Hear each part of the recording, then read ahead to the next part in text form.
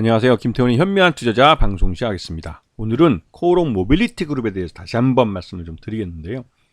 꽤 오랜만에 이제 말씀을 드리니까 좀 상기시킬 것이, 이 코오롱 모빌리티 그룹이란 이 회사는 코오롱 글로벌에서 인적 분할을 통해서 만들어진 회사입니다.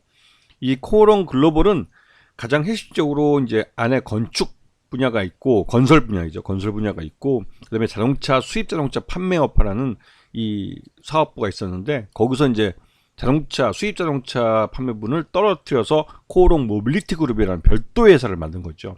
근데 인적 분할이라는 형태를 취한 것은 이 코오롱 글로벌의 최대주 지분이 높기 때문에 이 지분에 따라서 나눠져도 충분히 최대주가 경영권을 가져가는데 문제가 없기 때문에 인적 분할 형태를 취했습니다. 그래야 그 당시에 이 분할을 할 때 이 LG 화학에서 LG 에너지 솔루션이 물적 분할을 통해서 이 분리되는 것에 대해서 기업 이제 법인이 이제 분리되는 것에 대해서 굉장히 시장에서 반발이 있었거든요. 그러다 보니 인적 분할을 선택한 것 같기도 합니다. 왜냐면 그렇게 해도 최대주 지분이 높기 때문에 그렇죠.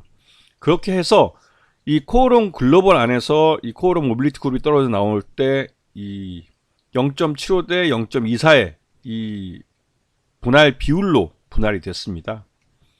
그래서 이 코오롱 모빌리티 그룹은 자동차 수입 자동차, 그 외국 외제차 BMW 수입해서 파는 곳, 그다음에 그거를 다시 또 중고차를 또 인증을 해서 판매하는 거, 그다음에 장비 AS, 그다음에 고급 오디오 쪽, 이렇게 사업이 나눠져 있죠.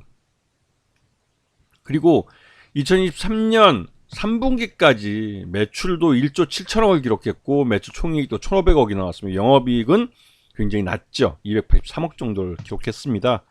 나름대로 이 분할된 지 1년 만에 꽤 높은 이 사업 성장성을 보여줬고, 특히 신규 브랜드 딜러를 로터스나 집이나 케이크 같은 것들을 확보하면서 이제 말 그대로 이제 그 BMW의 이 국한됐던 이미지를 좀 벗어나서 좀 외연을 확장하게 된 거죠.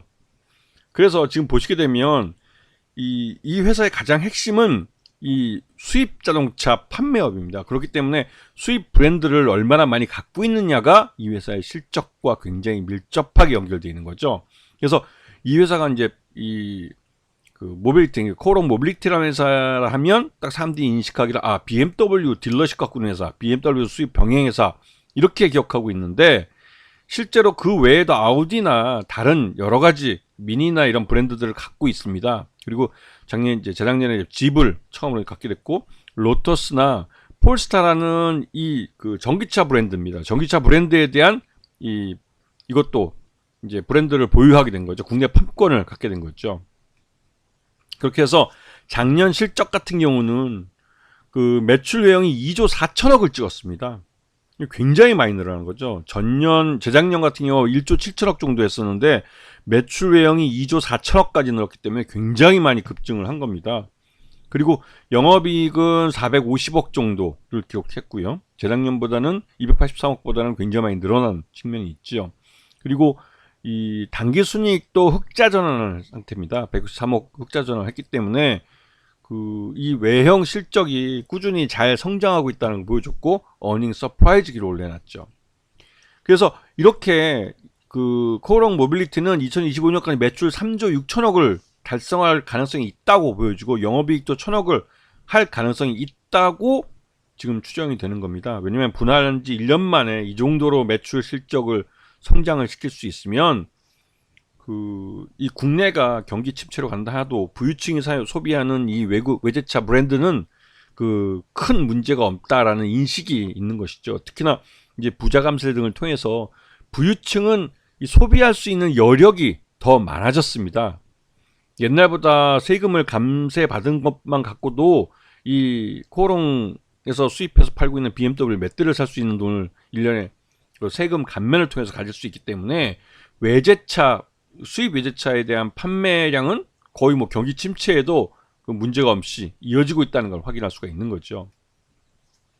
이 회사에 특히 이제 코오롱 모빌리티 같은 경우는 대표이사 겸 사내이사의 이규호 씨라고 그 코오롱 그룹의 4세, 오너 4세가 들어가 있습니다. 이 말은 경영권 승계와도 연결되어 있는 회사라는 인식을 갖게 하죠. 그리고 이 회사에 이제 그 사내이사로 있는 김도영 전문가에 하는 분인데, 이분이 그 삼성증권 출신입니다. 삼성증권의 IB 쪽이고 M&A 팀장을 했던 분이기 때문에 지금 코오롱 모빌리티는 나름대로 이제 회사 내 이 수입 자동차 판매하고서 매출 규모가 2조 원대가 되고, 물론 순이익이나 영업이익은 굉장히 낮긴 합니다. 그래도 나름대로 이제 현금이 쌓여 있는 회사이기 때문에 이 회사는 이런 쌓여 있는 현금을 통해서 M&A를 할 수가 있고, M&A를 통해서 이 회사의 사업 저변을 더 넓힐 수도 있는 그런 회사이기도 하죠. 그리고 최대주 이 지분이 75%나 달합니다. 이 말뜻은 최대주 지분이 75%라는 것은 유통 가능한 주식이 25% 정도밖에 안 된다는 것이고, 조금만 실적이 좋아지면 바로 품절주에 빠질 수 있다는, 품절주로 갈 수 있다는 가능성을 보여주는 거죠. 그리고 최근 들어서 외국인 투자가들이 나름대로 입질이 많이 들어오고 있습니다. 그래서 0.6% 정도까지로 지금 늘어났는데, 지분율은 이 회사 실적이 안정적으로 계속 늘어난다는 게 확실히 보여주면 외국인들 지분율이 꾸준히 더 늘어날 가능성은 있죠. 그리고 이 회사가 상장한 이후로 지금까지 주가가 굉장히 많이 흘러내리는 이유가 있는데, 이거는 뭐 수입차다 보니까 원달러 환율이 불안하게 움직이면서 실적이 나빠질 수 있다는 불안감도 있고, 거기다가 이 미국에서 금리 인상이 더 이상 이제 이루어지지 않고 이제 앞으로 남은 건 금리 인하기 때문에 이 원달러 환율이 좀 안정적으로 움직여질 수 있다라는 기대감이 시장 내에 있는 것이죠. 그런 것들이 이 수입인가 해외 브랜드를 수입하는 입장에서는 굉장히 좀 유리해진 측면이 있습니다. 그러다 보니 실적이 좋아질 가능성이 크고, 실제로도 이 분할한 지 1년 만에 내놓는 성적이 매출이 2조 7천억이나 되기 때문에 시장 내에서는 코오롱 모빌리티가 오너십 경영권 승계와 연결되어서 이 회사의 주가를 띄우려고 할 수도 있겠구나라는 이제 기대감을 갖게 하는 겁니다. 그리고 실제로 2023년 실적 기준으로 봤을 때 적정 주가는 4,500원 정도 평가되기 때문에 현재는 주가가 굉장히 현저하게 저평가되어 있다고 볼 수가 있는 것이죠. 그리고 이 부의 양극화가 경기 침체 속에서 나타나고 있기 때문에 이 코오롱 모빌리티가 수입하는 외제차들에 대한 판매율은 거의 뭐 변동이 없지 않을까. 오히려 이 부자 감세로 인해서 이 소비 여력이 더 좋아진 부유층들은 이런 수입 외제차를 소비할 여력이 더 많아진 것이죠. 그래서 불의 양극화가 이제 심해지면 심해질수록 이 코오롱 모빌리티 같은 경우는 실적이 좋아질 가능성이 더 높아지는 겁니다. 이런 것들을 현실 속에 벌어지는 것들을 갖고 이 회사의 앞으로의 경영에 대해서 어떻게 영향을 미칠 것인가, 이런 것들도 잘 감안을 해서 판단을 하셔야 되는 것이죠. 아시겠죠? 자, 오늘 방송 여기서 마치겠습니다. 감사합니다.